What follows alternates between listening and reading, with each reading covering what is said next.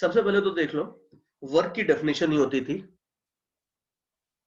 Work की definition होती थी W equal to integral F dot dl।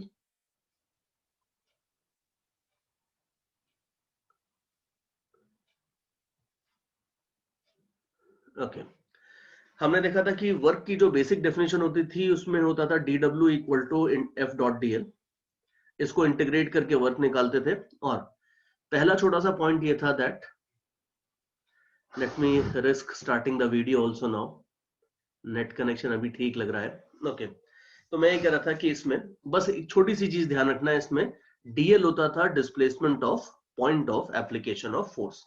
अब ये पॉइंट आपने देखा तो जरूर होगा शुरू में, लेकिन रोटेशन शुरू होने के बाद ये पॉइंट को थोड़ा सा एक बार दोबारा बता देते हैं तो ये ज्यादा क्लियर हो जाता है that DL is the displacement of point of application of force. जैसे अगर मान लो मेरे पास एक रॉड है, इस रॉड के ऊपर मैं इधर से एक फोर्स लगा रहा हूं, let's say applying some force F, और इस रॉड का मान लो थोड़ा सा डिस्प्लेसमेंट हो जाता है, मान लो the rod let us say rotates by a small angle d theta. जो फोर्स मैं लगा रहा हूं उसको मैं अलग कलर से दिखा देता हूं so that it is clearly visible. इधर से इसके ऊपर मैं एक फोर्स लगा रहा हूं F।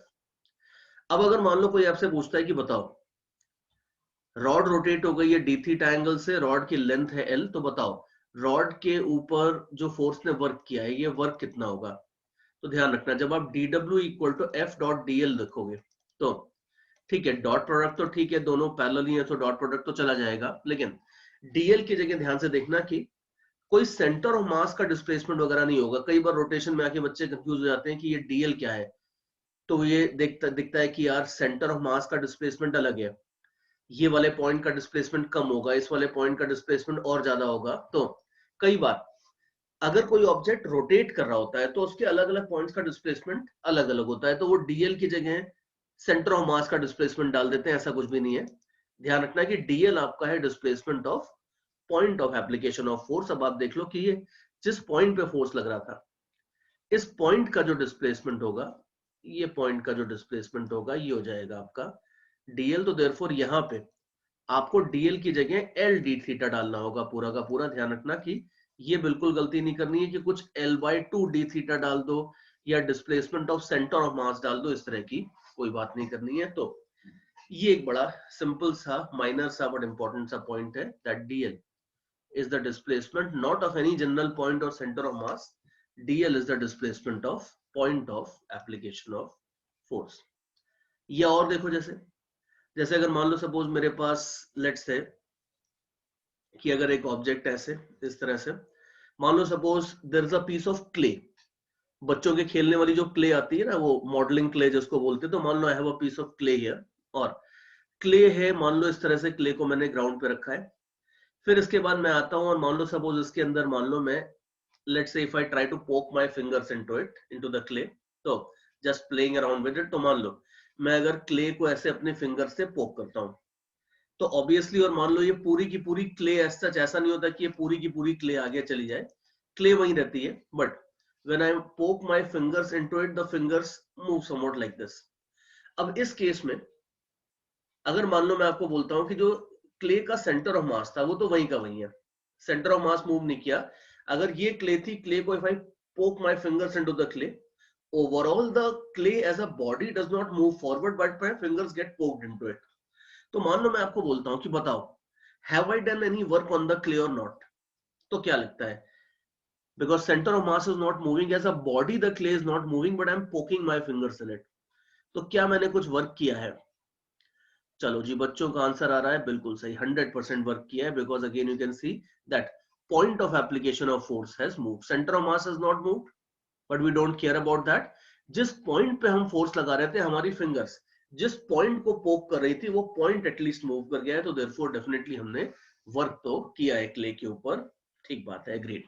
तो छोटा सा एक माइनर सा पॉइंट था दैट डीडब्ल्यू में जो डिस्प्लेसमेंट होता है वो सेंटर ऑफ मास या किसी और पॉइंट का नहीं होता है, ये होता है point of application of force का displacement. So that's kind of easy, quite easy. और देखो वर्क की जो बेसिक प्रॉपर्टीज होती हैं उसमें छोटा सा एक पॉइंट होता है। अब ये कुछ बेसिक प्रॉपर्टीज अपन देखेंगे, तो हमने ऊपर डेफिनेशन को रिवाइज किया था कुछ इंपॉर्टेंट प्रॉपर्टीज होती है, देखो बहुत बच्चों वाली प्रॉपर्टीज होती है, वो तो आपको पता ही है कि वर्क के डायमेंशंस जूल्स के होते हैं, यूनिट्स क्या होती हैं, वो सब तो आपको पता ही है। थोड़ी सी अच्छी प्रॉपर्टीज कोई मैं एक बार फोकस करता हूं। तो देखो दूसरी प्रॉपर्टी देखते हैं। दूसरी चीज ये आपने देखा होगा कि फिजिक्स में बहुत सारी चीजें ऐसी होती हैं जो रेफरेंस फ्रेम पे डिपेंड करती हैं और बहुत सारी चीजें नहीं भी करती हैं। अब वर्क के लिए अगर आप देखो तो वर्क के लिए वर्क 100% डिपेंड करता है कि आप किस रेफरेंस फ्रेम से देख रहे हो। कई बार वर्क एनर्जी थ्योरम देखने के बाद कई बार लोगों को लगने लगता है कि यार वर्क तो एक तरह की एनर्जी है, तो ये रेफरेंस फ्रेम के ऊपर डिपेंड नहीं करेगा। ऐसा कुछ भी नहीं है। मान लो सपोज मेरे पास एक ब्लॉक है, इसके ऊपर 10 न्यूटन का फोर्स लग रहा है और इस ब्लॉक का डिस्प्लेसमेंट हो जाता है मान लो 20 मीटर्स। अब अगर कोई बंदा ग्राउंड के ऊपर बैठ के देख रहा है तो इसको फोर्स और डिस्प्लेसमेंट दोनों की प्रॉपर वैल्यू देखेगी। अब इस केस में अगर कोई आपको पूछता है कि बताओ what is the work done by force, तो फोर्स का जो वर्क होगा ये हो जाएगा आपका, ग्राउंड रेफरेंस फ्रेम में देखोगे तो ये हो जाएगा 200। लेकिन वही अगर मान लो सपोज लेटर से कि एक बंदा इसके ब्लॉक के ऊपर ही खड़ा था। अब अगर ब्लॉक के ऊपर बंदा खड़ा था तो इस बंदे को क्या दिखेगा, इस बंदे को ब्लॉक का डिस्प्लेसमेंट 0 दिखेगा। तो इस बंदे के पॉइंट ऑफ व्यू से या इस बंदे के रेफरेंस फ्रेम से देखोगे तो work done by force on the block will be simply equal to 0। तो बात यह है कि फोर्स तो रेफरेंस फ्रेम पे डिपेंड नहीं करता है लेकिन डिस्प्लेसमेंट करता है। तो देयरफॉर और डिस्प्लेसमेंट अगर अलग अलग रेफरेंस फ्रेम में अलग अलग हो सकता है तो वर्क भी आपका अलग अलग रेफरेंस फ्रेम में अलग अलग हो सकता है। And therefore work energy theorem जब आपने देखी होगी तो आपने बिल्कुल साफ साफ देखा होगा कि वर्क एनर्जी थ्योरम में जो W होता है वो कौन से रेफरेंस फ्रेम का वर्क होता है, ग्राउंड रेफरेंस फ्रेम का।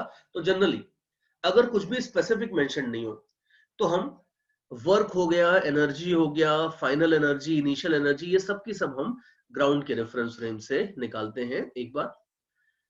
और अगर किसी और रेफरेंस फ्रेम से भी निकाल रहे हो तो चलेगा, उसमें कोई प्रॉब्लम नहीं है। लेकिन जैसे अगर आप मान लो वर्क एनर्जी थ्योरम लगाते हो W इक्वल टू के ई फाइनल माइनस के ई इनिशियल, अगर आप वर्क एनर्जी थ्योरम लगाते हो तो बस ये ध्यान रखना कि अगर आप किसी और रेफरेंस फ्रेम में भी इस थ्योरम को लगा रहे हो तो जिस रेफरेंस फ्रेम में इनिशियल काइनेटिक एनर्जी निकालते हो उसी रेफरेंस फ्रेम में फाइनल काइनेटिक एनर्जी भी निकालोगे और उसी रेफरेंस फ्रेम में आप वर्क भी निकालोगे। ये बात है।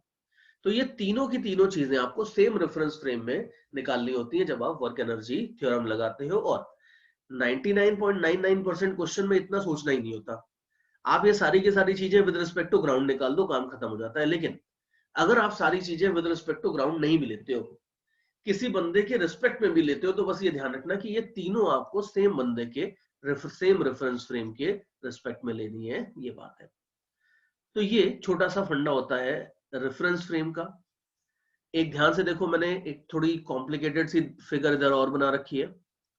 इंक्लाइंड प्लेन वाली जो फिगर अपने को स्क्रीन पे दिख रही है, ऐसे ही मेरे को एक क्वेश्चन बनाना था आगे, तो मैंने उसकी फिगर आगे कॉपी भी कर दी। इसके ऊपर मैंने बाद में क्वेश्चन भी बनाया प्रॉपरली।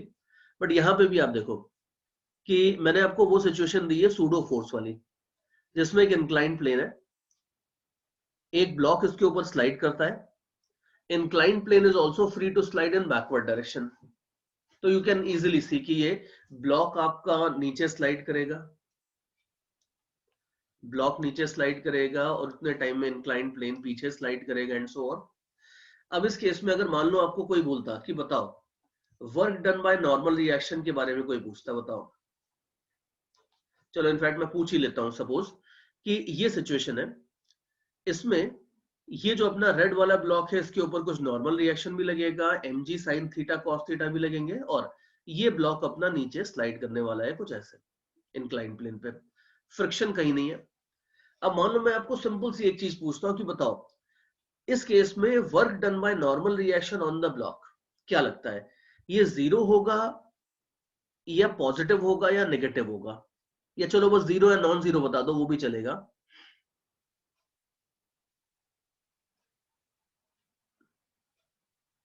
वेरी गुड, ठीक है। चलो many answers here, so that's good.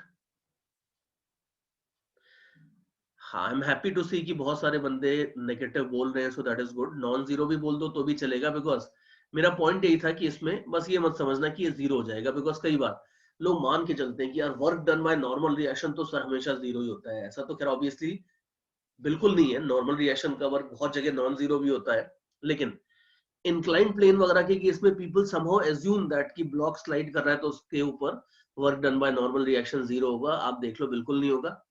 In fact figure से अगर आप देखो तो फिगर से काफी क्लियर है कि ये work done by normal reaction negative होगा। क्यों?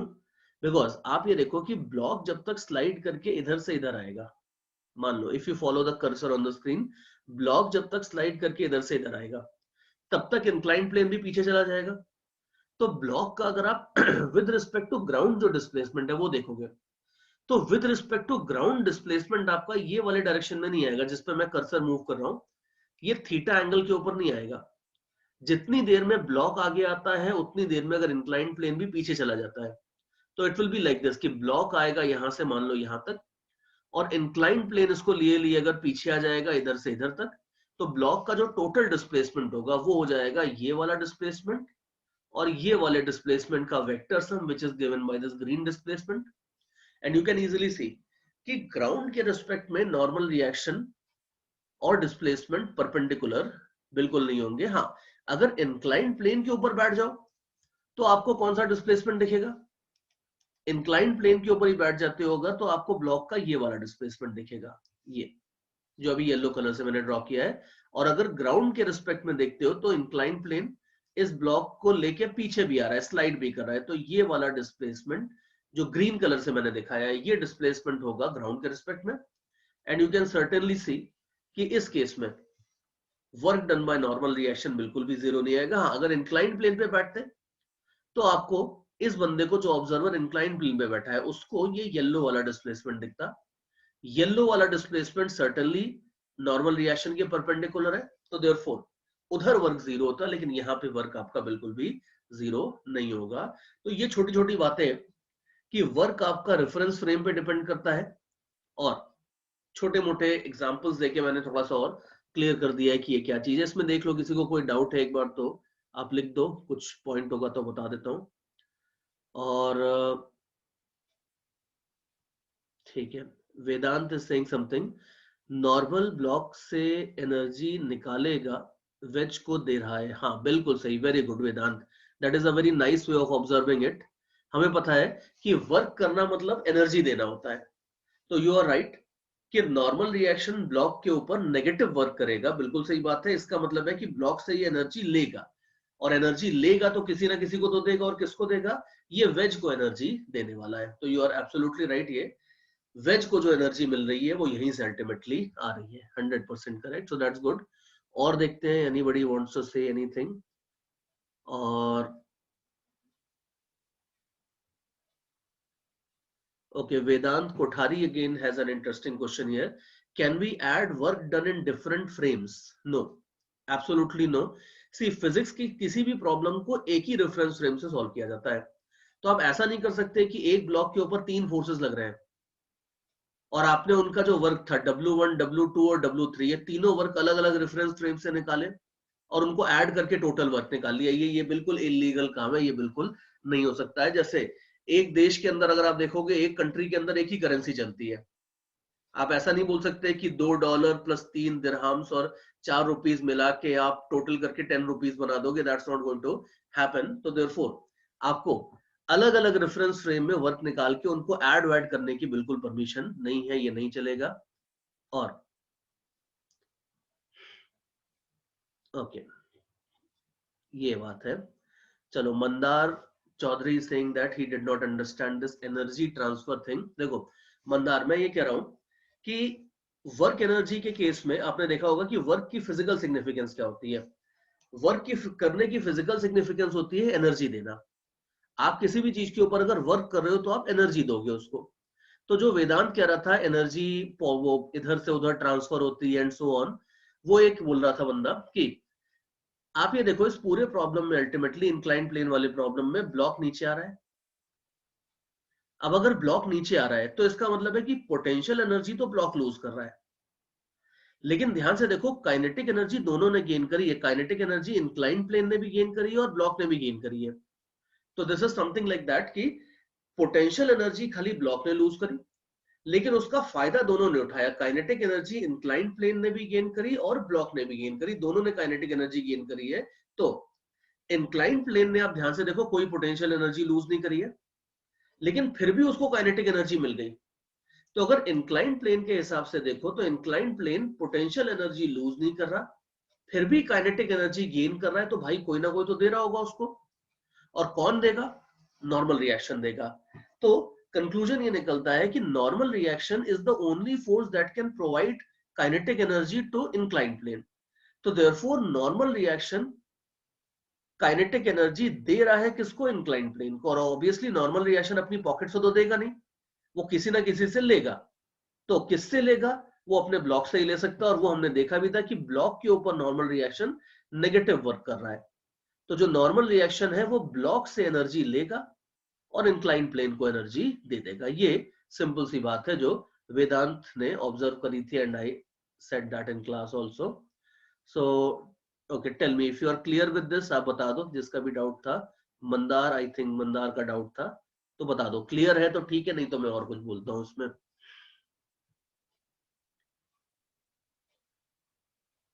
चलो क्लियर है, ठीक है। Now Samhita is saying something.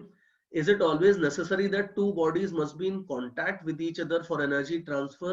See, in mechanics generally yes, but otherwise generally no. Because in fact even in mechanics it will be a no, because gravitational force आप देखो, और वैसे आगे के देखो तो इलेक्ट्रोस्टैटिक फोर्सेस होते हैं, इस तरह के बहुत सारे और फोर्सेस होते हैं जिसमें आपको ऑब्जेक्ट्स के बीच में डायरेक्ट कॉन्टैक्ट नहीं चाहिए रहता। So it is not necessary that in mechanics it is not necessary that the objects need to be in contact for energy transfer to take place. हाँ, नॉर्मल रिएक्शन के perspective में बोलोगे तो ठीक है, बिकॉज नॉर्मल रिएक्शन तो obviously तभी लगेगा जब कॉन्टैक्ट होगा, but otherwise it is not necessary that the body should be in contact. Okay, ठीक है। सोहम इज सेइंग सरफेस अगर रफ होती then the friction, if the surface was rough then friction would also give energy to the wedge. Not necessary, हो सकता है कि वो energy veg से ले भी ले, that is also possible, because friction किधर फोर्स लगाएगा? अगर ब्लॉक नीचे जाएगा तो ब्लॉक के ऊपर फ्रिक्शन लगेगा ऊपर, ब्लॉक के ऊपर फ्रिक्शन लगेगा ऊपर, और वेज के ऊपर लगेगा नीचे इनफैक्ट, और वेज का डिस्प्लेसमेंट हो रहा है इधर और फ्रिक्शन होता है इधर। तो सो हम, as far as your doubt point is concerned, friction आप देख लो, friction और displacement of wedge will make an obtuse angle with each other. तो therefore friction wedge को एनर्जी देगा नहीं, friction wedge से एनर्जी लेने वाला है, and friction is a force जो सबसे एनर्जी ले सकता है। इनफैक्ट आप ब्लॉक से भी देखो, ब्लॉक का भी डिस्प्लेसमेंट कुछ कुछ ऐसा होगा। तो therefore friction ब्लॉक से भी एनर्जी लेगा और वेज से भी एनर्जी लेगा, और दोनों को बर्बाद करके दोनों को हीट में कन्वर्ट करके खत्म कर देगा। ये बात है। नॉर्मल रिएक्शन ऐसा होता है जो एक से एनर्जी लेता है तो दूसरी दे देता है, दूसरी चीज को उतनी एनर्जी दे देता है। बिकॉज सी, नॉर्मल रिएक्शन आपने देखा होगा, नॉर्मल रिएक्शन क्या, इनफैक्ट यूनिवर्स का हर फोर्स हमेशा दो ऑब्जेक्ट्स के बीच में लगता है। तो नॉर्मल रिएक्शन अगर ए और बी ऑब्जेक्ट्स के बीच में लग रहा है तो ए से जितनी एनर्जी लेगा बी को उतनी दे देगा, बिल्कुल टोटल ऑनेस्ट फोर्स है। बट फ्रिक्शन नहीं होता ऐसा। फ्रिक्शन एक से एनर्जी ले लेता है और कई बार दूसरे को उतनी एनर्जी देता नहीं है, कुछ ना कुछ गायब कर देता है बीच में, और जो गायब होती है वही एनर्जी आपको पता है कि वो कहां जाती है, वो हीट में कन्वर्ट हो जाती है। ये बात है। ओके, और चलो, वेदांत is also again saying something. It is internal, so that's why it acts as a conduit for transfer of energy. नहीं, ये बात अभी थोड़ी देर में, वेदांत 2 मिनट रुक जाओ, बिकॉज अपना अगला पॉइंट इसी से रिलेटेड है। क्योंकि जो आप कह रहे हो उसका कुछ कुछ मतलब ये निकल रहा है कि शायद आप इंटरनल फोर्सेस के नेटवर्क को जीरो करना चाहते हो, जो कि होता नहीं है बिल्कुल भी। तो जरा नेक्स्ट जो मेरा पॉइंट है वो इसी चीज से रिलेटेड है। वर्क की एक प्रॉपर्टी तो ये थी रेफरेंस फ्रेम वाली। दूसरी एक इंपॉर्टेंट प्रॉपर्टी और होती है, you can read it on your screen. Point number 2 आप देखो, छोटा सा पॉइंट है। इंटरनल फोर्सेस का वर्क कई बार लोग मानते हैं कि जीरो होगा, नेटवर्क डन, बिकॉज आदत पड़ी होती है, न्यूटन्स लॉ से अपने को बताया जाता है कि इंटरनल फोर्स तो बेकार होता है, इंटरनल फोर्स का कोई काम नहीं होता है, खाली एक्सटर्नल फोर्स काम के होते हैं, दिस दैट। एंड कई बार बच्चे रट लेते हैं इसको फाइनली कि यार इंटरनल फोर्स तो ना बिल्कुल फर्जी चीज होती है, इंटरनल फोर्स कभी कुछ नहीं करता है। ऐसा नहीं है। इंटरनल फोर्स का सेंटर ऑफ मास के एक्सेलरेशन के ऊपर कोई इफेक्ट नहीं आता है, मान लिया। वो सब ठीक है, न्यूटन लॉ में ये काम में नहीं आता है, वो सब अच्छी बात है। लेकिन ध्यान रखना कि ऐसा किसी बुक में आपको लिखा हुआ नहीं मिलेगा कि इंटरनल फोर्सेस वर्क नहीं करते हैं। इंटरनल फोर्सेस 100% वर्क करते हैं और नेट वर्क करते हैं। ऐसा नहीं है कि अगर ये दो ऑब्जेक्ट्स हैं, इसने इसको पुश किया, इसने इसको पुश किया, तो नॉर्म इन दोनों का जो इंटरनल फोर्स होगा उसका नेट टोटल वर्क हमेशा जीरो होगा, ऐसा नहीं है। कभी कभी हो भी सकता है, लेकिन बहुत सारे केसेस में नहीं भी होता है इंटरनल फोर्सेस का वर्क जीरो। और जैसे अभी आप देखो कि लेट अस से मान लो सपोज एक स्प्रिंग वाला केस देख लो। दो ब्लॉक्स है और एक मैं स्प्रिंग लेता हूं, स्प्रिंग को कंप्रेस करके इनके बीच में डाल देता हूं, ऐसे। ध्यान से देखो, स्प्रिंग कंप्रेस्ड है, दोनों ब्लॉक्स के बीच में मैंने स्प्रिंग को प्लेस कर दिया है। स्प्रिंग कंप्रेस्ड है और स्प्रिंग दोनों ब्लॉक से अटैच्ड नहीं है, कनेक्टेड नहीं है, बस खाली कंप्रेस करके दोनों ब्लॉक्स के बीच में डाल दिया है। तो अब ये स्प्रिंग एक्सपैंड होगा, एक्सपैंड होकर दोनों ब्लॉक्स को पुश करेगा। पुश करेगा तो इस ब्लॉक को भी काइनेटिक एनर्जी मिलेगी, इसको भी काइनेटिक एनर्जी मिलेगी। ध्यान से देखो कि स्प्रिंग दोनों ब्लॉक्स के ऊपर जो फोर्स लगा रहा है वो इक्वल एंड ऑपोजिट ही होगा। इनफैक्ट अगर आइडियल स्प्रिंग है तो दोनों ब्लॉक्स के ऊपर जो फोर्स लगा रहा है वो ऐसे ऐसे डायरेक्शन में, और दोनों ब्लॉक्स का डिस्प्लेसमेंट भी देखोगे तो ध्यान से देखो, डिस्प्लेसमेंट भी इसका ऐसे है d1 और इसका डिस्प्लेसमेंट d2 ऐसे होगा। दोनों केस में work done bye spring positive और पॉजिटिव है। जबकि इस केस में आप देखो, अगर पूरे सिस्टम को आप कंसिडर करो तो स्प्रिंग का फोर्स इंटरनल फोर्स है, और इंटरनल फोर्स का वर्क क्लियरली आप देख लो, कोई भी जीरो वीरो नहीं आ रहा है। इंटरनल फोर्स का वर्क दोनों पॉजिटिव पॉजिटिव आ रहा है, तो देयरफॉर दोनों का इंटरनल फोर्स का वर्क पॉजिटिव ही रहेगा। इन अदर वर्ड्स, ये तो क्लियर है इस एग्जांपल से कि net work done by internal forces जरूरी नहीं है कि जीरो हो, कुछ केसेस में हो सकता है। जैसे ऊपर वाले क्वेश्चन में अगर आप देखो तो यहाँ पे जो ये इंक्लाइंड प्लेन और नॉर्मल रिएक्शन वाला जो केस था, ये वाला, इसमें net work done by normal reaction zero होता है, बिल्कुल होता है किसी भी। इनफैक्ट मैंने ऊपर ये कहा था कि इंटरनल फोर्सेस नॉर्मल रिएक्शन का नेट वर्क हमेशा जीरो होता है। उसमें एक छोटा सा करेक्शन कर लेना, नॉर्मल रिएक्शन का वर्क हमेशा नेट वर्क डन जीरो होता है दोनों सर्फेसेस पे मिला के, अगर सर्फेसेस इनकंप्रेसिबल हो, रिजिड बॉडीज हो, उस केस में net work done by normal reaction zero होता है। अगर कंप्रेसिबल होंगी तो नहीं भी होता है, उस पर जरा आएंगे अभी। लेकिन अगर इनकंप्रेसिबल सर्फेसेस है तो नॉर्मल रिएक्शन का नेट वर्क डन हमेशा जीरो होता है। लेकिन डजंट मीन कि इंटरनल फोर्सेस का हमेशा नेट वर्क डन जीरो होता है। यहां पे आप देख लो, ये एक एग्जांपल है, हजारों एग्जांपल्स है। फ्रिक्शन आप देख लो, बहुत सारे केसेस में फ्रिक्शन इंटरनल फोर्स होता है, लेकिन फ्रिक्शन के केस में आप देख लो, अगर काइनेटिक फ्रिक्शन है तो उसका हमेशा हीट तो जनरेट होगा कुछ ना कुछ। तो therefore net work done bye kinetic friction will not be zero, clearly you can see, because some heat will be generally generated in case of kinetic friction. So therefore ये ध्यान रखना कि इंटरनल फोर्सेस को कई जगह पे अपन neglect करते हैं, लेकिन इंटरनल फोर्सेस का जो नेटवर्क होता है वो जीरो नहीं होता है, ये बात है। तो ये एक छोटी सी चीज है। Let me see if there is any question on this. और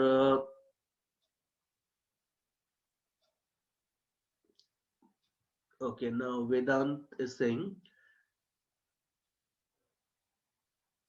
कि पर उतना पोटेंशियल एनर्जी स्प्रिंग लूज कर रहा है। बिल्कुल लूज कर रहा है। आई एम नॉट सेइंग वेदांत की कंजर्वेशन ऑफ एनर्जी वैलिड नहीं है, ऐसा कुछ नहीं बोल रहा मैं। कंजर्वेशन ऑफ एनर्जी बिल्कुल वैलिड होगी, हो या नहीं हो उससे भी फर्क नहीं पड़ता है। मैं बस खाली ये बोल रहा हूं कि जो इंटरनल फोर्सेस का वर्क है टोटल, वो जीरो नहीं होता है। और वर्क एनर्जी थ्योरम अगर आप पूछ रहे हो कि लगेगी या नहीं लगेगी, तो ये बिल्कुल लगेगी।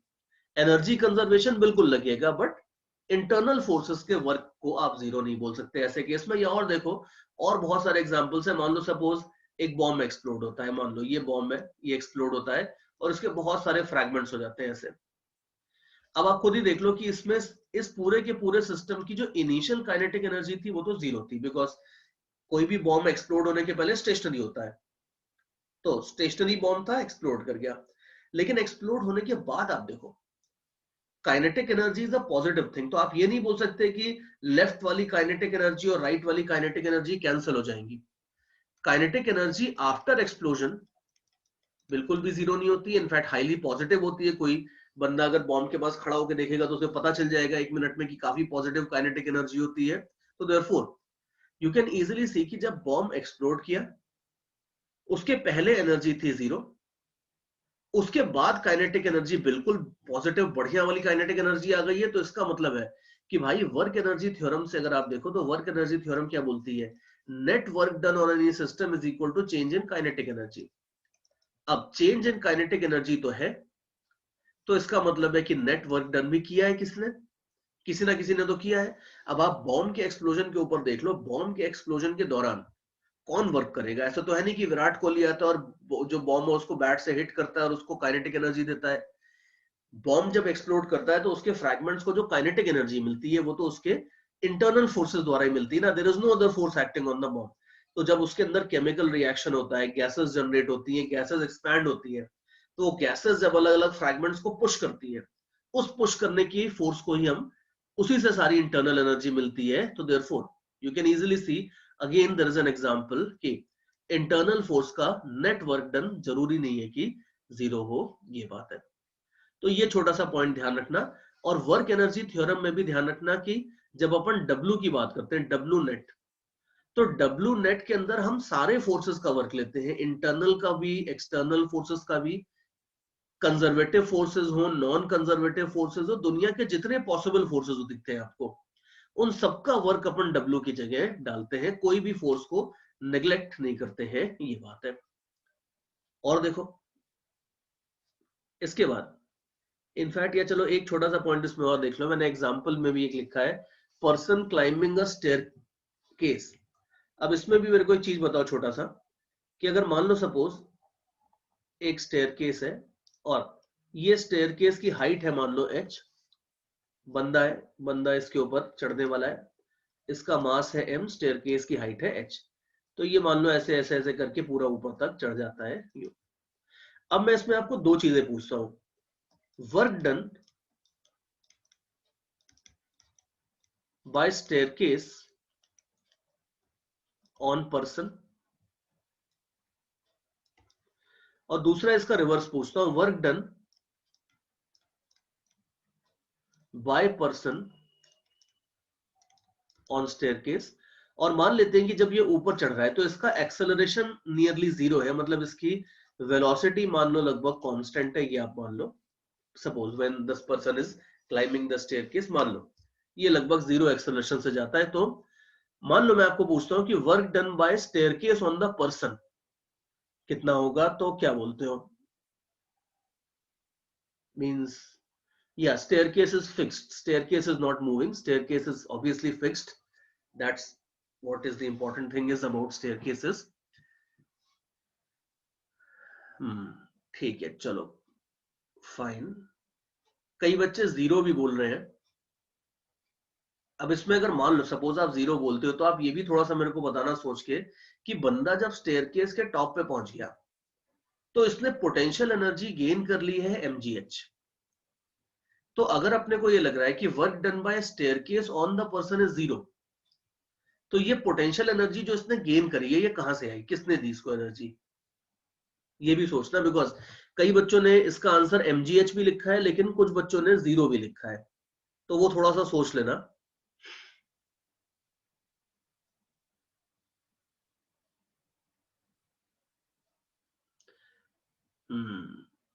Ritvik has given a correct logic.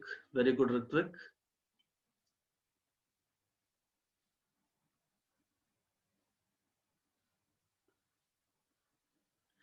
ठीक है, I'll repeat my question once again. Question ये है कि बंदा जब स्लोली धीरे धीरे धीरे स्टेयर के उसके ऊपर चढ़ रहा है, तो अगर मैंने इसकी वेलोसिटी कांस्टेंट ही दे दी मान लो, तो इसकी काइनेटिक एनर्जी तो गेन हुई नहीं। लेकिन जब ये ऊपर चला गया तो इसने पोटेंशियल एनर्जी तो गेन करी।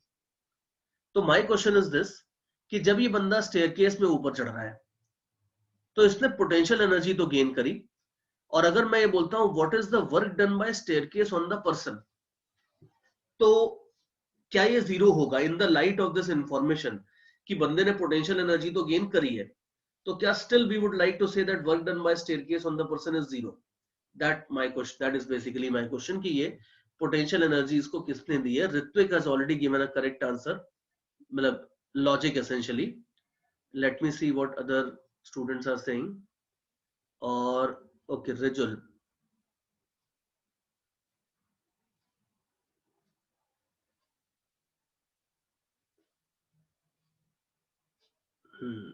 रिजुल, जो आप बात कर रहे हो वो सही है बिल्कुल, लेकिन फिर मेरा ये भी पॉइंट है कि वो एनर्जी जो इसने गेन करी है mgh, वो किसने दी है इसको, वो भी एक पॉइंट है. सोहम हैज रिटन समथिंग.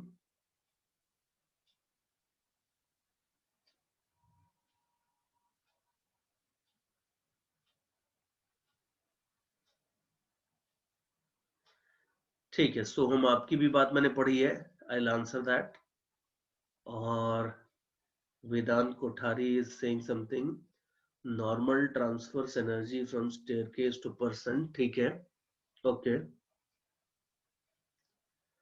चलो, Devvrat is saying something, work done by staircase is zero since point of application of force का डिस्प्लेसमेंट जीरो है.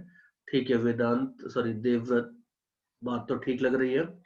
चलो ठीक है, कई सारी बातें हैं और सही भी है, कई सारे बंदों ने सही भी बातें करी हैं. अभी बहुत सारे कमेंट्स आ गए एकदम से, so I won't be able to read all of them out.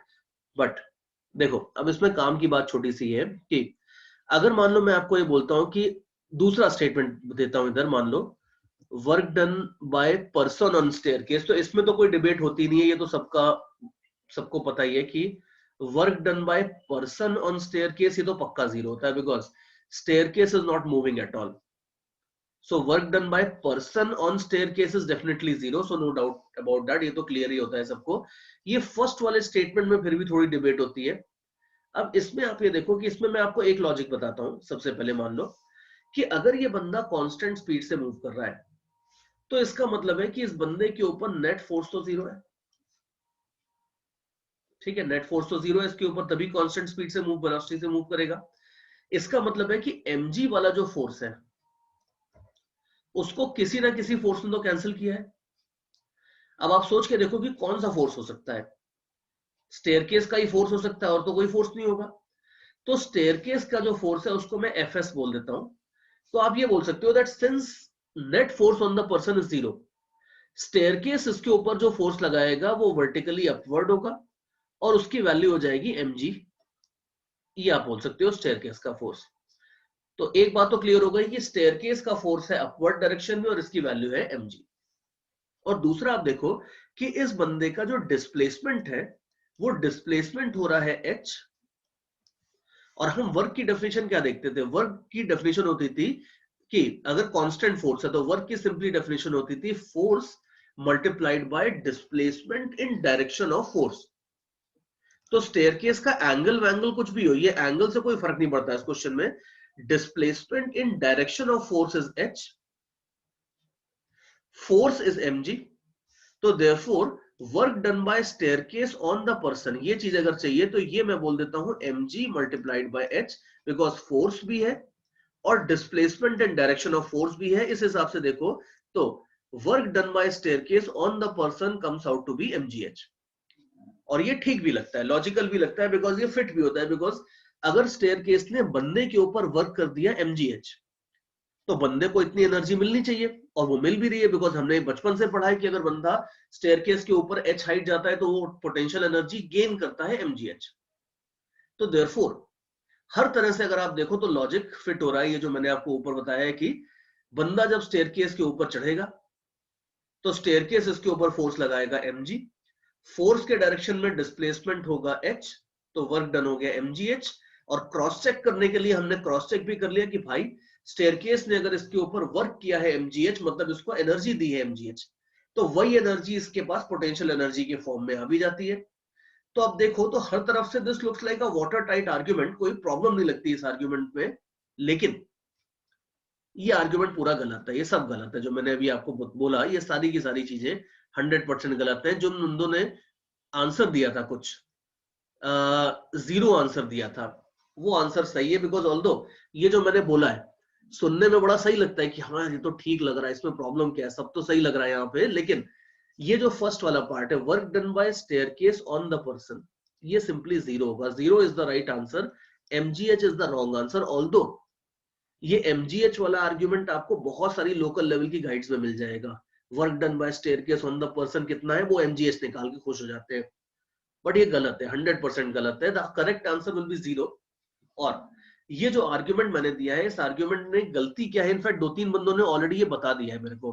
So I am happy that some students have already given me the answer कि इसमें गलती क्या है। और अभी और बच्चे भी बोल रहे हैं। आशुतोष जोशी जो बोल रहा है वो भी सही है। Aditya Deshmukh is also whatever you are saying is right. और हाँ, बाकी रिजुल आप जो बोल रहे हैं वो भी सही है। internal body energy is consumed on nerve, that is also correct। हाँ ठीक है, very good। And some other answers also।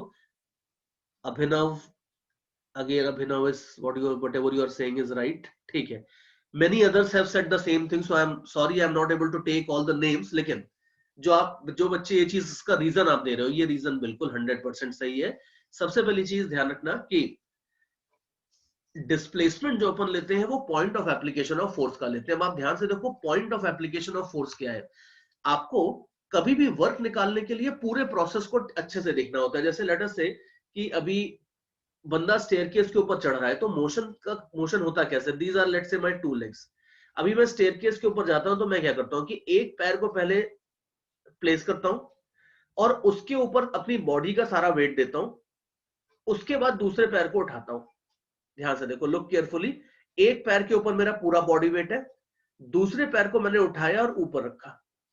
तो जब मैं इस पैर को ऊपर उठा के ऐसे ले जा रहा हूं, तो ध्यान से देखो कि जो point of application of force है, जो नॉर्मल, जो आपका स्टेयरकेस मेरे ऊपर नॉर्मल रिएक्शन लगा रहा है, वो इस वाले पैर से लगा रहा है जो पैर स्टेशनरी है। तो point of application of force तो स्टेशनरी है, जो मूव कर रहा है वो दूसरा वाला पैर है। This is not point of application of force at all. तो दूसरे पैर को मैंने मूव किया, यहां पे प्लेस किया ऊपर, फिर इसको स्टेशनरी किया, और इसको स्टेशनरी करने के बाद फिर मैं वापस इस पैर को उठाता हूं, पीछे वाले पैर को। तो जो पैर स्टेयरकेस के साथ कांटेक्ट में होता है वो तो स्टेशनरी हो जाता है, दूसरा वाला मूव करता है। तो एक पैर जो आपका स्टेयरकेस के साथ कांटेक्ट में है, ये स्टेशनरी है, और अपनी मस्कुलर एनर्जी को यूज करके मैं पूरी की पूरी बॉडी को ऊपर उठाता हूं, फिर यहां प्लेस करता हूं।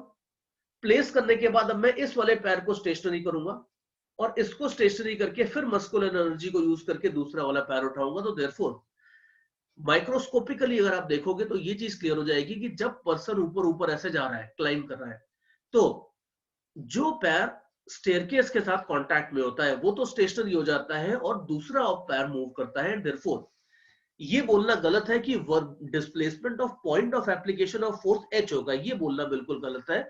जो point of application of force होता है जिस इंस्टेंट पे, उसका डिस्प्लेसमेंट हमेशा 0 0 0 0 ही रहता है। तो देयरफॉर इसलिए आप बोल सकते हो बाय डेफिनेशन कि वर्क डन बाय स्टेयरकेस हमेशा इस तरह की सिचुएशन में 0 होगा।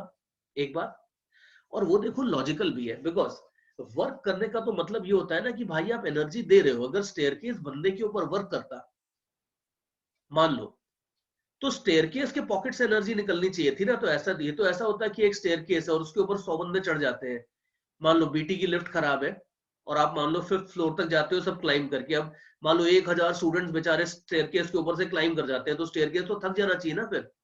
बिकॉज अगर ऐसा होता कि स्टेयरकेस अपनी पॉकेट से एनर्जी दे रहा होता, स्टेयरकेस अगर वर्क करेगा तो स्टेयरकेस एनर्जी देगा, और अगर एनर्जी देगा तो स्टेयरकेस की एनर्जी तो कम होनी चाहिए। तो ऐसा होना चाहिए कि भाई अगर 1000 बंदे स्टेयरकेस के ऊपर चढ़ गए तो स्टेयरकेस को तो थक जाना चाहिए, लेकिन थकता स्टेयरकेस नहीं है, थकता तो बंदा है।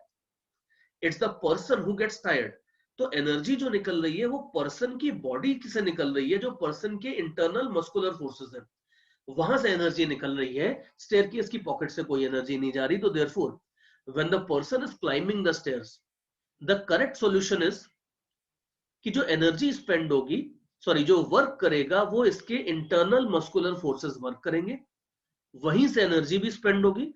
और स्टेयरकेस का वर्क अगर आप देखोगे तो ये सिंपली 0 आएगा। अब ये देख लो कि ये आर्ग्यूमेंट हर तरफ से आप देख लो फिट होता है, इसमें कोई फ्लॉ नहीं है किसी भी तरह का। ये आपका 100% फिटिंग आर्ग्यूमेंट है ये चीजें।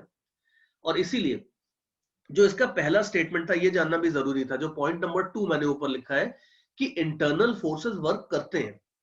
कई बार लोग मानते हैं कि इंटरनल फोर्सेस का तो वर्क ही नहीं होता, उसको नेग्लेक्ट कर देते हैं, तो फिर यहाँ प्रॉब्लम आती है। लेकिन अगर आपको ये क्लियर है कि इंटरनल फोर्सेस का वर्क होता है, तो आप देख लो इस बंदे की जो मस्कुलर फोर्सेस थे वो इंटरनल फोर्सेस है, लेकिन वो जो वर्क करेंगे वो वर्क आपको अल्टीमेटली फाइनली एनर्जी के फॉर्म में दिखाई देगा। तो ये बात है। Now let me see the chat section if you have any doubts here.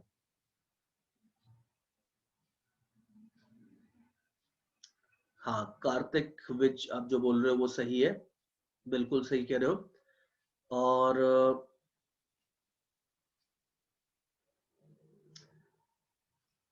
ठीक है Vedant, then what is the medium of energy transfer from internal energy to the body? Internal energy to the body, देखो that answer will depend a lot more on biology. मैंने in fact इसके ऊपर थोड़ी सी research करी भी थी एक बार, कि जब आपकी मसल्स स्ट्रेच होती हैं या कंप्रेस होती हैं, उसका एग्जैक्टली मैकेनिज्म क्या होता है और उसके केस में आपके किस तरह से वर्क वगैरह होते हैं, it is something like spring. Spring के केस में अगर आप देखोगे, स्प्रिंग को अगर आप पुल करते हो पुश करते हो तो स्प्रिंग आराम से वर्क करता है, कुछ कुछ उस तरह का स्ट्रक्चर आता है। तो मसल्स एग्जैक्टली कुछ कुछ अगर आप देखोगे रफली तो स्प्रिंग की तरह थोड़ी सी पुल करके या पुश करके कुछ एनर्जी ट्रांसफर करती हैं। और उसके बाद Mandar is asking, Mandar Chaudhary is asking, but the muscular energy which is lost by the body is gained by whom? ठीक है मंदार, मैं इतनी देर से ना एग्जैक्टली आपका ही क्वेश्चन आंसर कर रहा था मैं, जो भी आपने पूछा है कि मैं क्या बोल रहा था कि जो मस्कुलर एनर्जी लूज करी है बॉडी ने, उसको किसने गेन किया? वही तो मैं बता रहा था कि वही तो आपको एमजीएच के फॉर्म में दिखती है ना एनर्जी। हमारा ओरिजिनल क्वेश्चन क्या था कि बंदा स्टेयरकेस पे चढ़ गया तो इसने पोटेंशियल एनर्जी गेन करी एमजीएच, वो कहां से आई? उसी को तो मैं आंसर कर रहा था कि वो पोटेंशियल एनर्जी कहां से आई, वो स्टेयरकेस ने दी दी है, वो इसकी इंटरनल मस्कुलर फोर्सेस से वो एनर्जी आई है, ये बात है। और ठीक है माइटोकॉन्ड्रिया वगैरह भी आ गए यहाँ पे, हाँ बिल्कुल सही बात है कार्तिक, आप सही कह रहे हो कि अगर बायोलॉजी के में और डीप में जाओगे तो बिल्कुल माइटोकॉन्ड्रिया वगैरह जो होते हैं वो अल्टीमेटली आपको एनर्जी दे देते हैं। ठीक है एग्रीड। और इसके बाद if the velocity was not constant then there is need for external work, no absolutely not। अगर आप सेम स्टेयरकेस के ऊपर विद एक्सेलरेशन चढ़ जाओ तो आपकी बॉडी को और ज्यादा एनर्जी देनी पड़ेगी, बिकॉज फिर आपकी बॉडी के इंटरनल फोर्सेस को पोटेंशियल के साथ साथ काइनेटिक एनर्जी भी प्रोवाइड करनी पड़ेगी।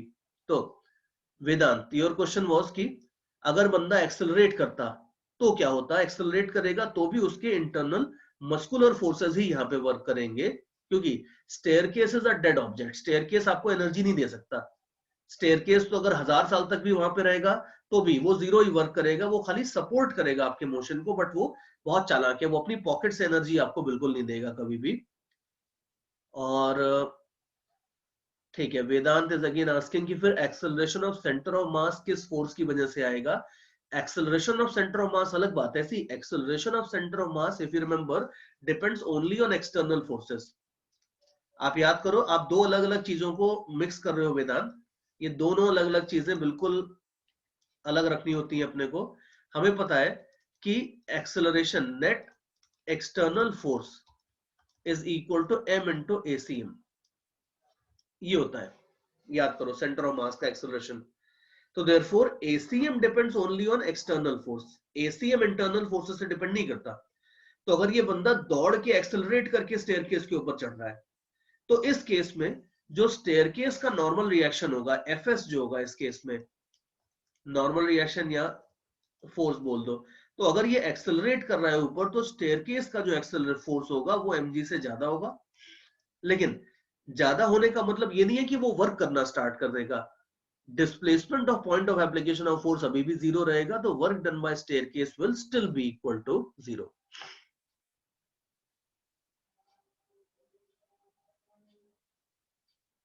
ओके तो चलो ये पॉइंट के ऊपर तो काफी बात हो गई है। और okay Anshul is asking something, यहां हम सिर्फ इंटरनल की बात कर रहे हैं ना? ठीक है फिर अभिनव,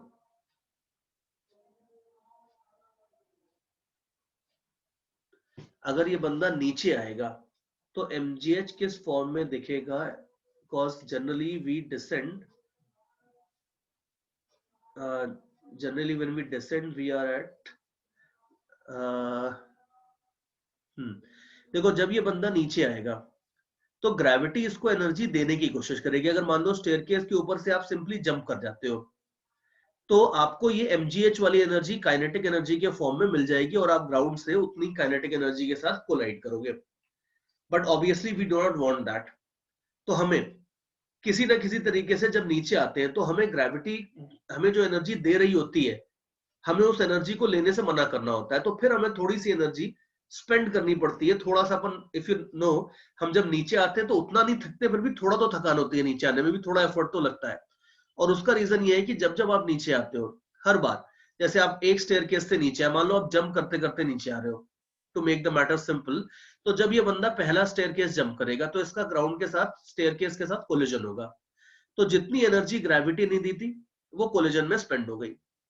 और ऑब्वियसली जब कोलिजन होती है तो होता है तो हमारी बॉडी की मसल्स भी कंप्रेस होती हैं, वापस एक्सपैंड भी होती हैं।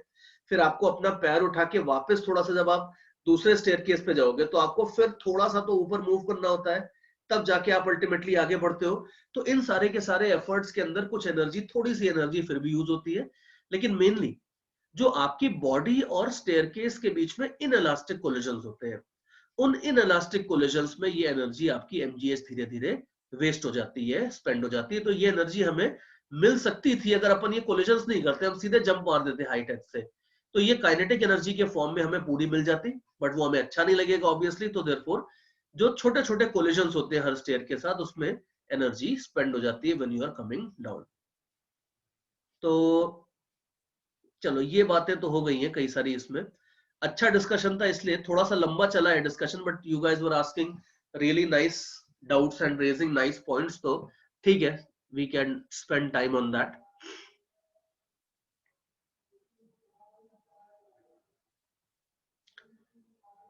ओके, नाउ अब थोड़ा सा आगे चलते हैं।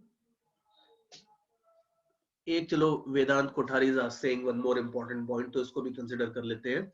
There is a porter with luggage accelerating in horizontal direction, would the luggage have work done? No. अगर एक बंदा लगेज को लेके हॉरिजॉन्टल डायरेक्शन में, अच्छा sorry, yes, the answer will be yes.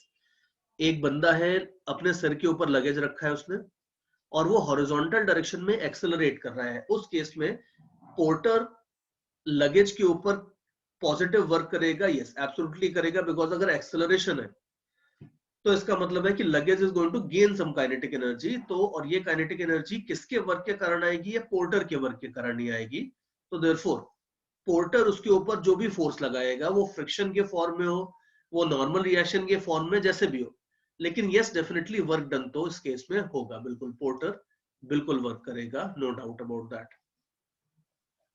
It can be friction, it can be normal reaction also, it can be both the things, Sayantan. So not necessarily friction, because अगर मान लो suppose आपने अपने सिर के ऊपर एक लगेज रखा और उसको ऐसे हाथ से पुश करके आप आगे ले जा रहे हो, एक तो ये होता है कि आपने अपने सिर के ऊपर ऐसे लगेज रखा और सिंपली भाग रहे हो, तो वो फ्रिक्शन फोर्स लगा देगा। लेकिन अगर आप हाथ से सपोर्ट भी कर रहे हो तो हाथ से आप एक ऐसा नॉर्मल रिएक्शन टाइप का भी लगा सकते हो। तो दोनों बातें हो सकती हैं। और point of application of force आपका बिल्कुल डायगोनली लगेगा, ये भी ठीक बात है। थर्ड पॉइंट आप देख लो कि जो न्यूटन्स थर्ड लॉ होता है वो बड़ा अच्छा लॉ होता है, मानते हैं, we have lot of respect for Newton's third law, लेकिन न्यूटन्स थर्ड लॉ खाली फोर्सेस के लिए होता है, वर्क के लिए नहीं होता। तो ध्यान रखना कि अगर दो ऑब्जेक्ट्स हैं ए और बी, दोनों एक दूसरे को किसी इंटरनल फोर्स की वजह से पुश कर रहे हैं व्हाटएवर, तो ए अगर बी के ऊपर वर्क करेगा इतना, बी अगर ए के ऊपर वर्क करेगा इतना, तो न्यूटन थर्ड लॉ टाइप का कोई भी लॉ वर्क के लिए नहीं चलता। ऐसा कुछ भी नहीं है कि work done A B is equal to minus work done by B A, इस तरह का कोई भी छोटा मोटा कोई भी कंसेप्ट नहीं होता। इन दोनों में कोई ऐसा डायरेक्ट रिलेशन नहीं होता है।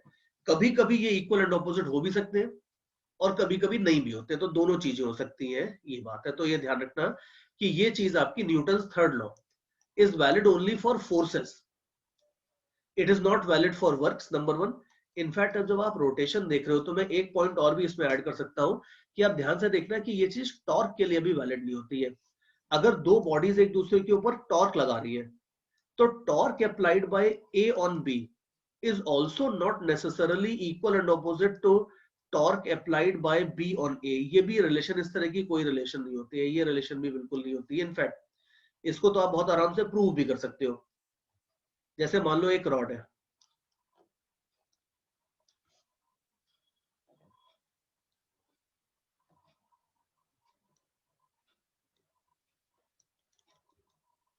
एक रॉड है इस तरह से, और दो रॉड है, चलो एक नहीं दो रॉड है, दो रॉड है ए और बी, और ये दोनों रॉड्स को मैंने इस तरह से कांटेक्ट में रखा है कि इनकी जो टिप है, ये टिप इनकी जस्ट टच हो रही है यहाँ पे इस तरह से, ये सिचुएशन है। और उसके बाद मैं क्या करता हूं कि मैं रॉड ए को ऐसे रोटेट करने की कोशिश करता हूं। मैं मान लो अपने हाथ से रॉड ए को ऐसे पुश करता हूं, मेरा दोस्त रॉड बी को ऐसे पुश करता है, तो you can see that will be something like this. ये जो दोनों रॉड्स हैं, ये दोनों रॉड्स एक दूसरे को ऐसे पुश करने की कोशिश करेंगी, इस तरह से पुश करने की कोशिश करेंगी। अब दोनों रॉड्स अगर एक दूसरे को ऐसे पुश करने की कोशिश करेंगी, तो आप ये देख लो कि ये जो टिप वाले पॉइंट्स है यहाँ पे, दोनों रॉड्स में से अगर ए बी के ऊपर नॉर्मल रिएक्शन लगाएगा तो बी इसके ऊपर भी नॉर्मल लगाएगा। By Newton's third law forces हमेशा इक्वल एंड ऑपोजिट होते हैं, नो डाउट अबाउट दैट। लेकिन क्या टॉर्क भी इक्वल एंड ऑपोजिट होंगे? आप देख लो बिल्कुल नहीं होंगे। अगर ए के ऊपर टॉर्क चाहिए तो ए के ऊपर जो टॉर्क लगेगा ये हो जाएगा n multiplied by L1। B जो रॉड है इसकी लेंथ अगर L2 है तो टॉर्क अगर आपको चाहिए बी के ऊपर तो ये हो जाएगा n मल्टीप्लाइड बाय L2। ये आपके टॉर्क्स हो जाएंगे। तो देयरफॉर अब आप देख लो ये जो दोनों टॉर्क्स हैं, आप खुद ही देख लो कि ये टॉर्क बिल्कुल भी इक्वल एंड ऑपोजिट नहीं है। ऑपोजिट वर्ड का तो कोई यूज ही नहीं है यहाँ पे। मैग्नीट्यूड में भी अगर आप देखो तो मैग्नीट्यूड में भी ये इक्वल बिल्कुल नहीं है। तो ध्यान रखना that Newton's third law was very nice, but the third law was given only for forces, it was not given. Newton ने ये नहीं कहा था कि भाई हर जगह इक्वल एंड ऑपोजिट होगा, ऐसा नहीं है। It is not like law of Karma. Law of Karma says कि अगर आपने मेरे साथ बुरा किया है तो फिर मैं भी आपके साथ बुरा करूंगा कभी ना कभी आगे चल के। न्यूटन ने कहा था, इस तरह की कोई बात नहीं करी थी। That is a general law which is valid for everything. Newton ने खाली फोर्सेस की बात करी थी, F A B equal to minus F P A. Torque के लिए, वर्क के लिए न्यूटन थर्ड लॉ टाइप का कोई भी चीज एप्लीकेबल नहीं होता है। तो ये बात है। तो ये एक छोटी सी बात है। और तो ये ध्यान रखना। अभी देखते हैं और क्या कह रहे हैं बच्चे यहाँ पे। डायग्राम जूम करना है, ठीक है जूम कर देते हैं।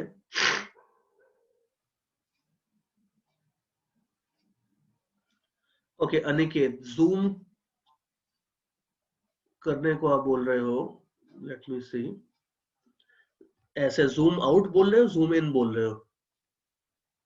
मतलब बड़ा करना है या छोटा करना है? कई बार बच्चे बोलते हैं कि जूम करके दिखा दो ताकि सारी चीज एक पेज में फिट हो जाए, तो वो छोटा करना होता है उस केस में। आपको जूम इन करना है, जूम इन मतलब बड़ा करना है, ठीक है fine alright. Okay so let me just zoom in like this, ठीक है। Hopefully I think this is clear now.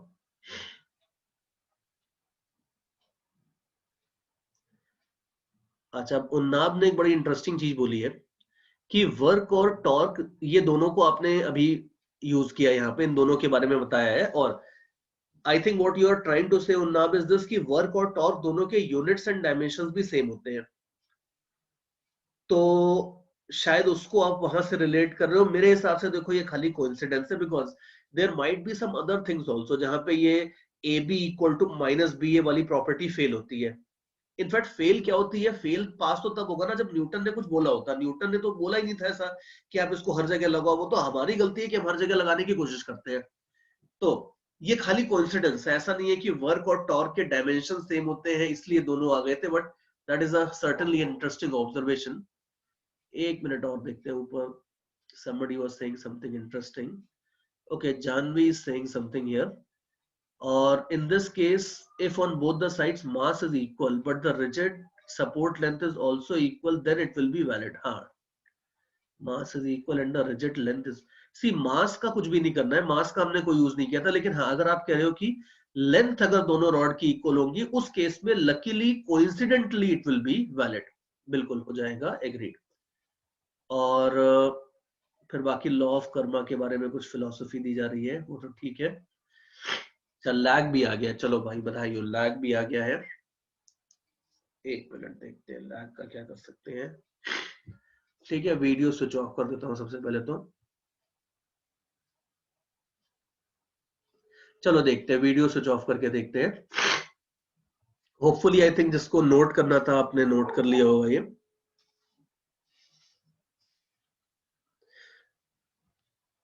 अच्छा मेरे को एक चीज और बताओ कि जैसे अभी स्क्रीन के ऊपर जो मैंने लिखा हुआ है, ये पढ़ने में आ रहा है या नहीं आ रहा है? जैसे ये जो लिखा है ना मैंने, work is also called line integral of force, ये जो मैंने सेंटेंस लिखा है, ये वाला फॉन्ट साइज छोटा है या ठीक है?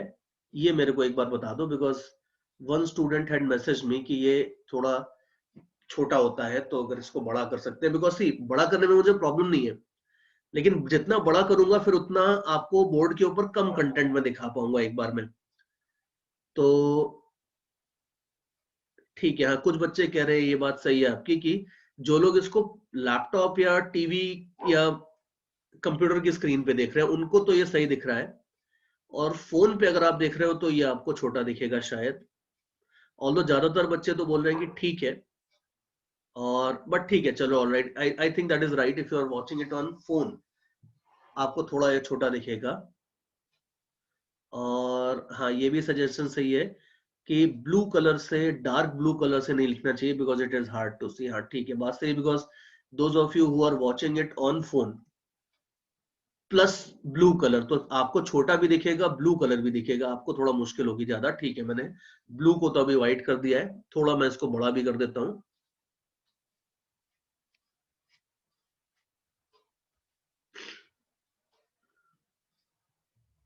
ओके नाउ, छोटा सा एक पॉइंट और भी है, work is also called line integral of force. I think ये तो कोई ऐसी बड़ी बात नहीं है, लेकिन थोड़ा सा मैं इसलिए इसको जरूर रिवाइज करवा देता हूँ, बिकॉज 11th के 11th क्लास के बच्चों को थोड़ा सा ये लाइन इंटीग्रल और ऐसे बड़े बड़े वर्ड्स देख के कई बार डर लगता है। तो ध्यान से देखना कि जैसे अगर आपके पास मान लो सपोज कोई भी इस तरह का इंटीग्रल होता है जिसमें किसी भी क्वांटिटी को हम लेंथ से मल्टीप्लाई करके इंटीग्रेट करते हैं, ये जो चीज होती है लेंथ के साथ, अगर आपने किसी भी क्वांटिटी को मल्टीप्लाई किया और इंटीग्रेशन लिखा, इस तरह के इंटीग्रल को ये लोग लाइन इंटीग्रल बोलते हैं।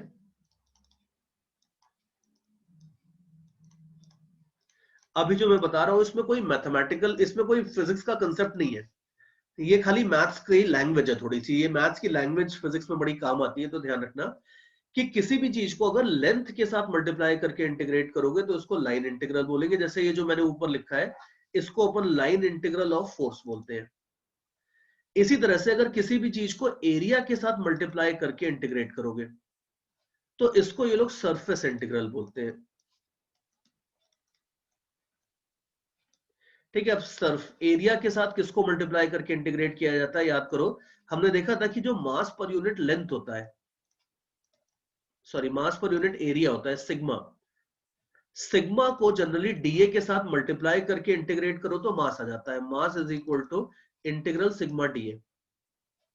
तो देयरफॉर ये जो इंटीग्रल मैंने लिखा है यहाँ पे, इस इंटीग्रल को अगर आप मैथ्स वाले लोगों की लैंग्वेज में बोलो तो इसको ये लोग बोल देंगे सरफेस इंटीग्रल ऑफ सिग्मा। इसको मैथ्स में बोलने का तरीका होगा that surface integral of sigma gives you mass, line integral of force gives you work, ये लैंग्वेज होती है। या इसी तरह से देखो, एक लाइन इंटीग्रल आपने और भी पढ़ा होगा, मास पर यूनिट लेंथ होती है डीएम बाई डीएल। तो अगर आपको वायर वाला कोई केस है तो वायर वाले केस में जो मास है वो इंटीग्रल लैम्डा डीएल करके आ जाता है। तो अब ये जो चीज है इसको ये लोग बोलते हैं, इसको प्रोनाउंस ऐसे करेंगे कि लाइन इंटीग्रल ऑफ लैम्डा या line integral of mass per unit length gives you total mass. इस तरह से अपन प्रोनाउंस करते हैं इन चीजों को। और ये और देखो, और आपने देखा होगा volume, density into volume will also give you total mass. कोई 3D ऑब्जेक्ट्स है अगर, तो उसमें डेंसिटी और वॉल्यूम का प्रोडक्ट करोगे तो आपको मास मिल जाता है। तो ये जो चीज होगी, इसको इस तरह के इंटीग्रल्स को ये लोग वॉल्यूम इंटीग्रल बोलते हैं। तो volume integral of rho, will give you mass, line integral of lambda will give you mass, surface integral of sigma will give you mass। ये जो लैंग्वेज है, ये लैंग्वेज अभी आपको उतनी इंपॉर्टेंट नहीं लगेगी, लेकिन 12th में जब आओगे इलेक्ट्रोस्टैट्स मैग्नेटिज्म वगैरह में, तो ये लाइन, ये जो लैंग्वेज है, ये अजीब सी लैंग्वेज थोड़ी इंपॉर्टेंट हो जाती है वहां पे। तो ये बेस आपको 11 से ही बना के जाना होता है, तो इसीलिए मैंने एक पॉइंट छोटा सा इंक्लूड कर दिया। और इसमें कोई कंसेप्ट नहीं है, खाली मैथ्स की लैंग्वेज है जो थोड़ी सी अपने को क्लियर होनी चाहिए, और कुछ नहीं है इसमें। और हाँ, very good Aditi, you are right कि अगर गैसेस हैं तो गैस के केस में integral P dV equal to work done होता है। तो यू आर राइट एब्सोल्युटली कि प्रेशर का वॉल्यूम इंटीग्रल करोगे तो वर्क आ जाता है। बिल्कुल, absolutely, very good point. Gases के केस में वर्क अपन प्रेशर का वॉल्यूम इंटीग्रल करके निकालते हैं, ये बात है। और ओके, वेदांत तालेगांवकर, आप तो गॉस लॉ के ऊपर पहुंच गए। देखो, गॉस लॉ अभी बच्चों ने 11th में किया नहीं है, तो इसलिए मैं गॉस लॉ के ऊपर नहीं जाऊंगा। लेकिन आप जो कह रहे हो वेदांत, वो बिल्कुल सही है, 100% सही है जो आप कह रहे हो, जो स्टेटमेंट आपने लिखा है, this is completely right, very good. और चलो, आई एम हैप्पी अबाउट दिस कि आप गॉस लॉ की बात करने वाला बंदा भी प्रेजेंट है क्लास में, विच इज नाइस। और देखो, और तो ये तो आपके लाइन इंटीग्रल वगैरह वाली बात हो गई, which is kind of nice. Work की जो प्रॉपर्टीज होती है उसमें एक छोटा सा 5th पॉइंट और है, ये सबको पता ही होता है, तो इसमें कोई ऐसी बड़ी बात है नहीं कि वन डायमेंशनल केस में अगर आप देखोगे तो फोर्स और डिस्प्लेसमेंट के बीच में जो ग्राफ होता है, एफएक्स ग्राफ होता है, उसके अंडर में जो एरिया आता है वो एरिया वर्क डन के बराबर होता है। बस उसमें मैंने इसलिए लिख दिया था कि ये ध्यान रखना कि ये खाली 1D ग्राफ के लिए होता है। अगर 2D केस होगा तो 2D केस 3D केस का कोई ग्राफ बनेगा ही नहीं, बिकॉज अगर आपका जो कोई ऐसा फोर्स है, जो फोर्स आपका मान लो डिपेंड कर रहा है एक्स और वाई दोनों के ऊपर, जो फोर्स है वो आपका है मान लो एक्स स्क्वायर आई कैप प्लस वाई स्क्वायर जे कैप, ये फोर्स है। अब इसमें अगर आप ग्राफ बनाना चाहो तो कोई 2 डायमेंशनल ग्राफ बनेगा ही नहीं। इसमें आप ऐसे खाली एफ एक्स ग्राफ नहीं बना सकते, मतलब चलो बना सकते हो, लेकिन अगर आप एफ एक्स ग्राफ बनाओगे तो इसमें area under the curve will not give you work done, because यहाँ पे आपको एक्स और वाई दोनों के ऊपर फोर्स डिपेंड कर रहा है। तो ध्यान रखना कि ये जो छोटी सी बात होती है कि area under the graph gives you work done, ये खाली 1 डायमेंशनल केस के लिए वैलिड होता है, 2D 3D के लिए बिल्कुल नहीं चलता है। 2D 3D के लिए फिर मामला बड़ा गंभीर हो जाता है, लेकिन उसके लिए कोई प्रॉपर्टी निकल के नहीं आती। कुछ बच्चे जरूर सोच रहे होंगे, अच्छा सर अगर एक्स और वाई दोनों के ऊपर फोर्स डिपेंड कर रहा है तो हम इसका ऐसे 3D सरफेस टाइप का कुछ ग्राफ बनाएंगे। आप बना लो, लेकिन उससे कोई फायदा नहीं होता। ऐसा नहीं है कि उस ग्राफ के अंडर में एरिया या वॉल्यूम या कुछ निकाल लोगे तो उससे वर्क आ जाएगा। अनफॉर्चुनेटली उससे कोई प्रॉपर्टी निकल के नहीं आती है, so you don't need to waste your time on that. बस इतना सा ध्यान रखना कि ये जो छोटी सी प्रॉपर्टी होती है, ये खाली आपकी 1 डायमेंशनल केस की बच्चों वाली एक प्रॉपर्टी होती है। इसको सीनियर लेवल पे 2D 3D में कोई एक्सटेंड करके कुछ अच्छी चीज और नहीं मिलती है, ये बात है। तो चलो, आई थिंक आज के लिए थ्योरी तो इतनी है। और ऑल्दो मैं आज बहुत ज्यादा कवर नहीं कर पाया हूँ, बहुत ही मतलब जो मैं प्लान करके आया था उसके हिसाब से मैंने बहुत कम कवर किया है। मैंने क्या कवर किया, एक बार हल्का सा रिकैप दे देता हूँ आपको।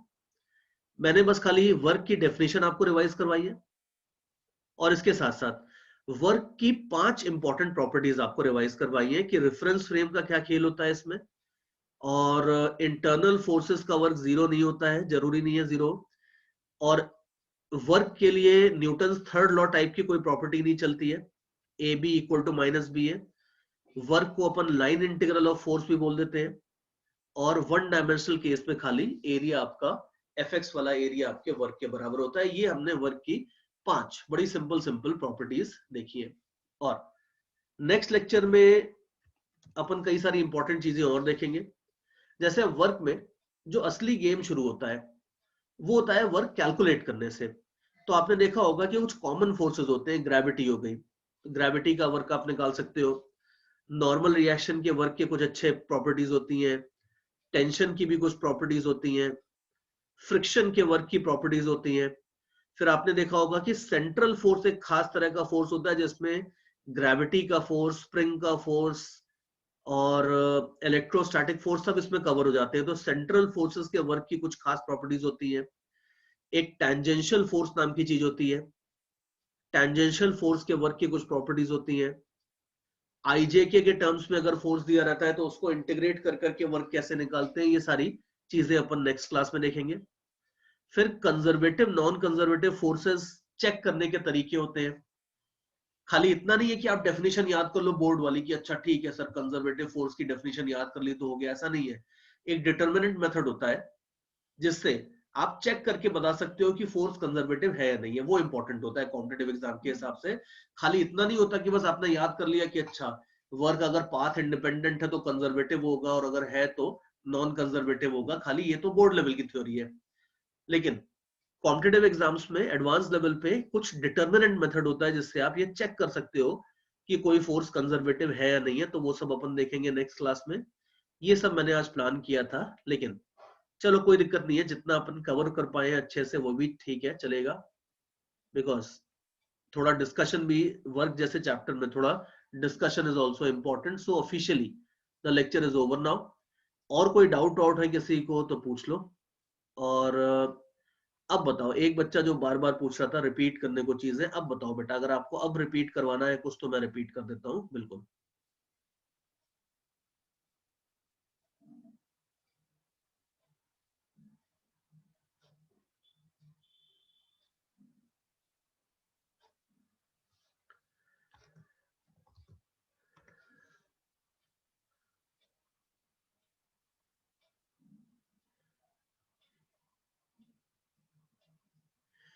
इस लेक्चर से रिलेटेड और कोई डाउट है किसी को तो वो पूछ लो। मॉड्यूल के डाउट्स नहीं, बिकॉज मॉड्यूल में 4 5 6 मिनट में क्या डाउट्स बताऊंगा आपको मॉड्यूल के। तो हाँ भाई, अब बताओ कि क्या बोल रहे हो आप इस लेक्चर से रिलेटेड। हाँ ये अच्छी बात है, अब बताओ कि okay I didn't understand how the work done by man on stairs will be zero. हाँ ठीक है, देखो अब ये बड़ा इसका तो सिंपल सा एक्सप्लेनेशन है। Work done by man on the stair, see ये कैसे जीरो होगा? See when the person is climbing up the stair, ये कंटिन्यूअसली स्टेयर के ऊपर एक नॉर्मल रिएक्शन का फोर्स लगा रहा है। लेकिन वर्क डन क्या होता है? वर्क डन होता है force multiplied by displacement of point of application of force. अब अगर आपको वर्क डन ऑन स्टेयरकेस चाहिए तो आप देख लो स्टेयरकेस के ऊपर फोर्स बिल्कुल लग रहा है, नो डाउट अबाउट दैट। लेकिन स्टेयरकेस का डिस्प्लेसमेंट कितना है? स्टेयरकेस तो मूव नहीं कर रहा, तो स्टेयरकेस का डिस्प्लेसमेंट तो जीरो है। तो देयरफॉर स्टेयरकेस के ऊपर अगर वर्क चाहिए तो स्टेयरकेस के ऊपर वर्क तो बिल्कुल जीरो हो जाएगा, because the staircase is not moving at all. ये बात है। So therefore you can say that work done by man on staircase is zero. और बताओ।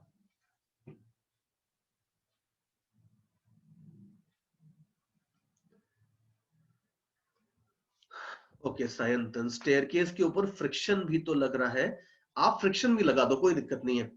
आप स्टेयरकेस के ऊपर दुनिया का हर फोर्स लगा दो, लेकिन स्टेयरकेस का तो मूवमेंट ही नहीं हो रहा ना। ऑल्दो फ्रिक्शन की बात अपनी नहीं हुई थी, लेकिन अगर आप लगा भी देते हो फ्रिक्शन तो भी प्रॉब्लम ये नहीं थी कि स्टेयरकेस के ऊपर फोर्स जीरो था, स्टेयरकेस का डिस्प्लेसमेंट जीरो है। तो देयरफॉर आप फ्रिक्शन नॉर्मल कुछ भी लगा दो, अगर स्टेयरकेस मूव ही नहीं कर रहा है तो उसका डिस्प्लेसमेंट जीरो होगा, और अगर डिस्प्लेसमेंट जीरो होगा तो वर्क तो आपका हमेशा जीरो होगा ही, ये बात है। चलो ठीक है, that is okay then. Hydraulic system की बात कर रहे हो वेदांत कोठारी, आप क्या कह रहे हो? इन hydraulic system does the work depend on area of cross section used? और वर्क डन आपका एरिया ऑफ क्रॉस सेक्शन पे, देखो अल्टीमेटली वर्क डन आपका एरिया ऑफ क्रॉस सेक्शन पे डिपेंड नहीं करता है, ये मैं आपको अभी आंसर दे सकता हूँ। लेकिन बाकी तो थोड़ा सा हाइड्रोस्टैटिक्स पढ़ लेंगे तो ज्यादा अच्छे से अपन आंसर कर पाएंगे इसको। और लेकिन वो निकालना पड़ता है वेदांत उसके लिए जो आप पूछ रहे हो उसमें। तो लेकिन मैं अल्टीमेटली अगर आंसर चाहिए तो मैं दे सकता हूं कि हाइड्रोलिक सिस्टम में जो एरिया ऑफ क्रॉस सेक्शन है वो खाली फोर्स को चेंज करता है, वर्क को चेंज नहीं करता है। एनर्जी तो आपको उतनी देनी पड़ेगी अगर किसी चीज को लिफ्ट करना है। तो अल्टीमेटली जो लीवर का प्रिंसिपल होता है कि लीवर लगाने से अपन किसी हैवी बॉडी को उठा सकते हैं, ये सब चीजें खाली फोर्स को कम करती हैं। एनर्जी अगर आपको किसी भी चीज को लिफ्ट करने के लिए देनी है तो वो आपको उतनी एनर्जी देनी पड़ेगी जितनी एनर्जी लगती है, उससे कम में काम नहीं चलेगा।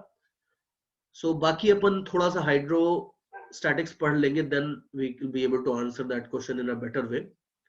और बताओ बाकी लोग जो है, अभी बिल्कुल अभी अपन फ्री है, आपको जो चीज पूछनी है जितनी बार रिपीट करवानी है रिपीट करवा लो। Now the lecture is over officially. तो कोई भी पॉइंट क्लियर नहीं है तो बिल्कुल बिंदास पूछ लो, कोई दिक्कत नहीं है।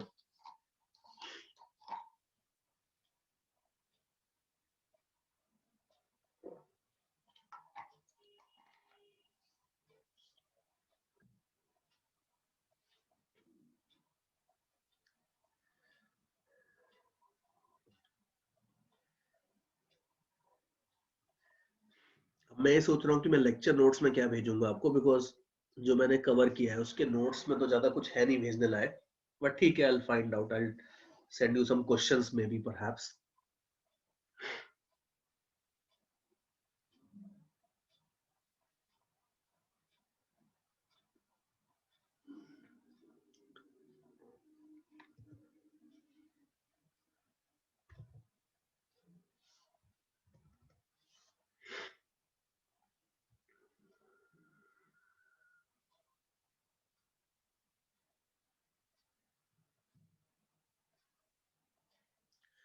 Okay, some students are asking for work, power, energy assignments. Yes, I have very nice assignments. So आप मेरे को जिसको असाइनमेंट चाहिए वो मुझे पर्सनल मैसेज कर देना, मैं भेज दूंगा। बिकॉज ग्रुप पे ज्यादातर लोगों के पास ऑलरेडी काफी काम होता है। So those of you who need the assignments should send me a personal message and I will forward you the assignments.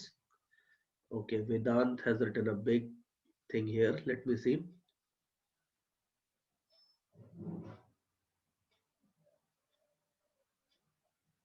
हाँ, अरे वाह, वेरी गुड।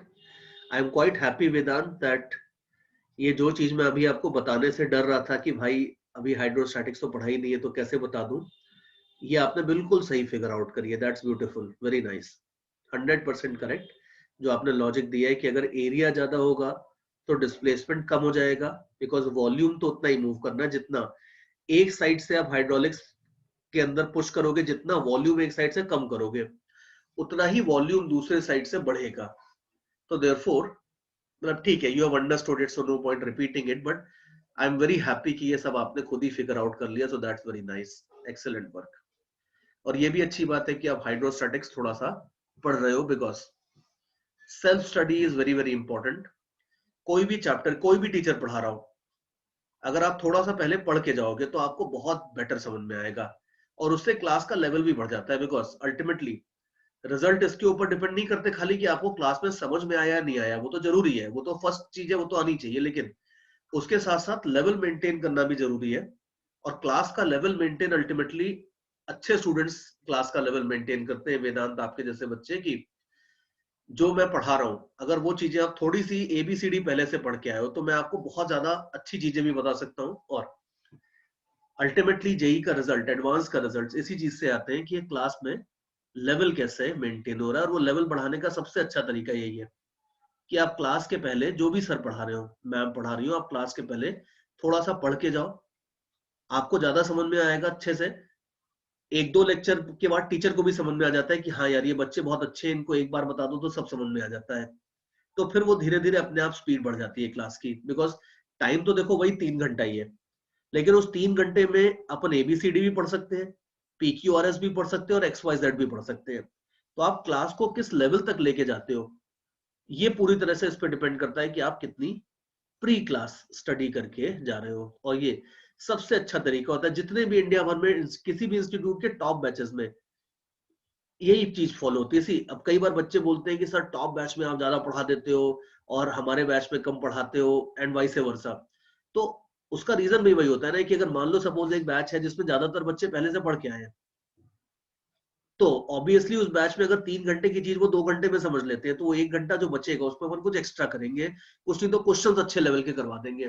तो वो सब अपने हाथ में होता है कि आप बैच को कितनी स्पीड से लेके जाते हो। और उसके लिए बड़ा इंपॉर्टेंट है कि आप पहले से पढ़ के आओगे, तो overall the level of the class and everything is going to get better. But चलो ठीक है, मैंने काफी बकबक कर लिया सुबह, तो I guess I think I leave you now, so I end the meeting now. और कोई कुछ पूछना चाहता है फाइनली तो बोल दो। कहाँ से पढ़े सर प्री क्लास के लिए? HCV, HCV is good. NCERT को छोड़ के या बोर्ड की बुक्स को छोड़ के कहीं से भी पढ़ लो, बिकॉज उनमें there are serious issues about understanding part.